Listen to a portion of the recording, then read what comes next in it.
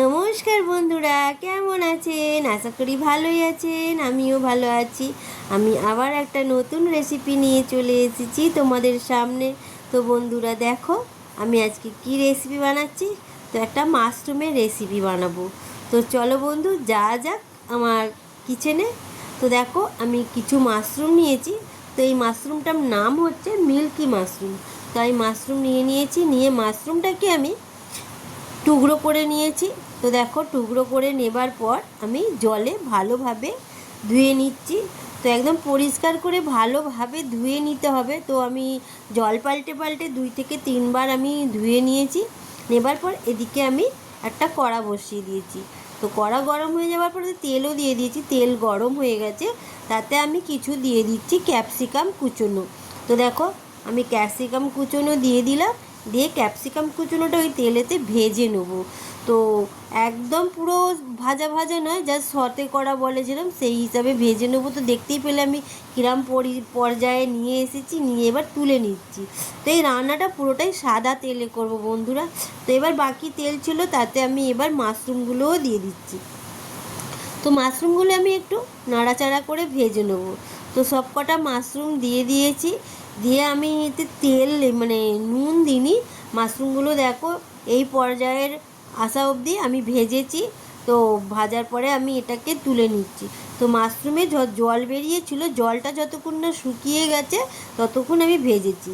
তারপরে আমি দিয়ে দিলাম গোটা জিরে ফোড়ন, তার সাথে দিয়ে দিচ্ছি আমি পেঁয়াজ কুচোনো, আর দিয়ে দিলাম 4টে কাঁচা লঙ্কা মাঝখান দিয়ে চিরা।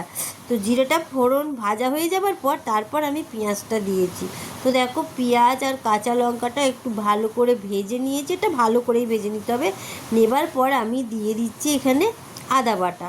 তো আদা বাটা আমি 1 চামচ দিয়েছি। আর রসুন বাটা দিলাম, রসুন বাটাটাও আমি 1 চামচ দিয়েছি।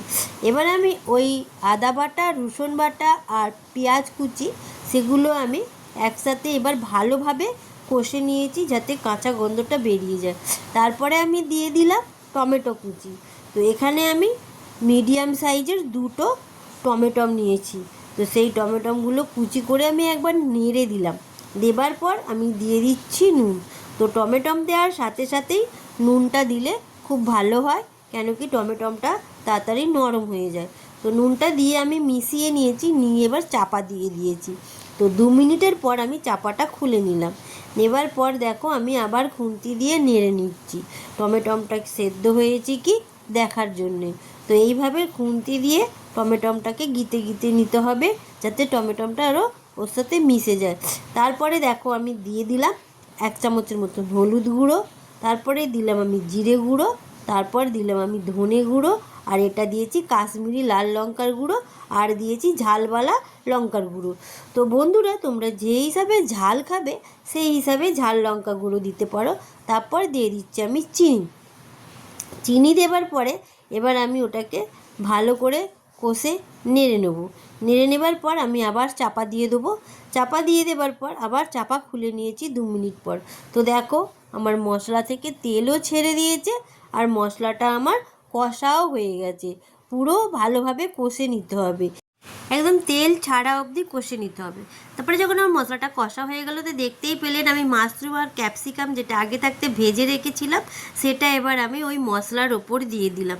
তো মশলার ওপর দিয়ে আমি এবার ক্যাপসিকাম আর মাশরুমটা নাড়াচাড়া করে মশলার সাথে মিশিয়ে নিচ্ছি। তো বন্ধুরা, আমার এই রেসিপিটার নাম হচ্ছে কড়াই মাশরুম। তো এত দারুণ খেতে বন্ধুরা কড়াই মাশরুমটা। তো আপনারা একবার ট্রাই করবেন, আর আমি গ্যারেন্টি দিচ্ছি দারুণ খেতে হবে বন্ধুরা। গরম ভাত, রুটি, পরোটা সবার সাথে দারুণ জমে যাবে। তো বন্ধুরা দেখো, আমি নাড়াচাড়া করে নিয়েছি। নিয়ে এবার আমি এতে কী দেবো না, আমি একদিকে গরম জল বসিয়ে নিয়েছিলাম, সেই গরম জল দেবো। তো এতে ঠান্ডা জল ব্যবহার করব না। তো দেখো বন্ধুরা, আমি গরম জলটা আগে করে রেখেছিলাম। এবার আমি গরম জলটা এই ক্যাপসিকাম মাশরুমের ওপর ঢেলে দিলাম। তো আমার এই কড়াই মাশরুম যে রেডি করছি, এটাতে গরম জল দিয়েই করবেন। তো আমি দিয়ে জলটা দিয়ে মিশিয়ে নিলাম, নিয়ে আবার চাপা ঢাকা দিয়ে দিলাম। চাপা ঢাকা দেবার পর আমি 7 মিনিট পর ফিরে এসেছি। তো দেখো বন্ধুরা, আমার কড়াই মাশরুম রেডি হয়ে গেছে, আর জলটাও টেনে নিয়েছি। তো বন্ধুরা, তোমরা যে যেমন হিসাবে গ্রেভি খেতে চাও তো সেই হিসাবেই তোমরা গ্রেভিটা রাখতে পারো। তো বন্ধুরা দেখো, আমার এটা পুরো রেডি হয়ে এসেছে। তো আমার এই রেসিপিটা যদি তোমাদের ভালো লেগে থাকে তাহলে লাইক, শেয়ার, কমেন্ট আর সাবস্ক্রাইব করতে ভুলবে না বন্ধুরা। আর যারা নতুন বন্ধু আছো আর পুরনো বন্ধু, তোমাদেরকে অনেক অনেক ভালোবাসা। আর তোমাদের কমেন্টের আশায় আমি থাকবো। তোমাদের কমেন্ট পেয়ে আমি আরও নতুন নতুন রেসিপি আনতে আমি আগ্রহী হব। তো বন্ধুরা, আমি তোমাদের কমেন্টের আশায় আছি। তো তোমরা কমেন্ট করে বলো আমার এই রেসিপিটা কেমন হয়েছে।